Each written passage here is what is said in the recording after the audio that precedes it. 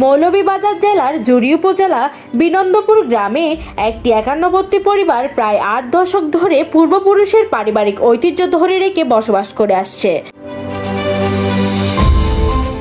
বুধবার বিকেলে সিলেটে নিযুক্ত সহকারী হাই কমিশনার অনিরুদ্ধ দাস পরিবারটির সঙ্গে দেখা করতে যান।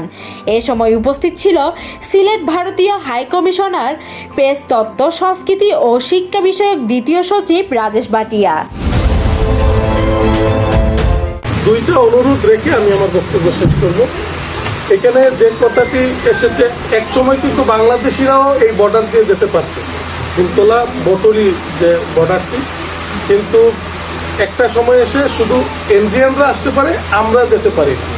তো এই যেহেতু আপনার পদচারণা জুড়িতে পড়েছে, আমি মনে করব আজ থেকে আপনি অন্তত এই চেষ্টাটা করবেন যে এই জুড়ির যে বর্ডারটি রয়েছে, এই বর্ডার দিয়ে যাতে ইন্ডিয়ানদের পাশাপাশি আমরা বাংলাদেশিরাও ভারতে যেতে পারে, এই বিষয়টা আপনি প্লিজ একটু নজরে নেবেন। আরেকটা হচ্ছে, যেহেতু আপনি সিলেট হাই কমিশনে আছেন, আমরা মানে ভিসা নিতে গিয়ে অনেক বিড়ম্বনার শিকার হয়েছি বিগত সময়ে।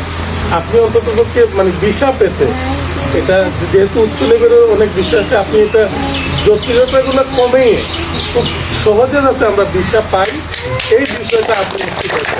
এই আশাবাদ রেখে আপনি আবারও কোনো একটি অকেশনে বা অনুষ্ঠানে আপনি জুড়িতে আসবেন, সে দাওয়াতটুকু রেখে আমি আমার বক্তব্য শেষ করতে চাই। ধামাই চা বাগানের জিএম কাজল মাহমুদ, চেয়ারম্যান আশুক রঞ্জন পাল এবং পরিবারের সদস্যরা। অনিরুদ্ধ দাস দীর্ঘ সময় ধরে পরিবারের সদস্যদের সঙ্গে কথা বলে তাদের পূর্বপুরুষের ইতিহাস এবং ঐতিহ্যের কথা শুনেন। News desk, Hindus news.